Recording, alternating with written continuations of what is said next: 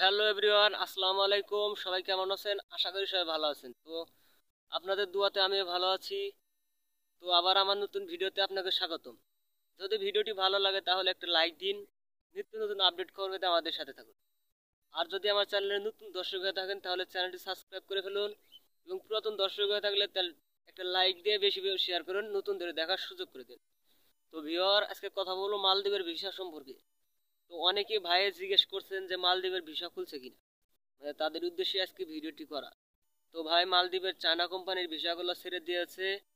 তো যারা আগ্রহী আছেন বা যারা যাবেন তারা অতি শীঘ্র গিয়ে এজেন্সির সাথে কথা বলেন, বা অফিসের মাধ্যমে গেলে অফিসের সাথে কথা বলেন, দেখেন কি বলে। তো মালদ্বীপে বর্তমানে চায়না কোম্পানির ভিসাগুলো ছেড়ে দিয়েছে, গেলে ভালো ভালো কাজ পাবেন, হয়তোবা দেরিতে গেলে ভালো কাজ পাবেন না, এটা সবসময় সবাই জানে। তো আশা করছি সবাই বুঝতে পারছেন। যদি ভালো লাগে তাহলে লাইক দিবেন।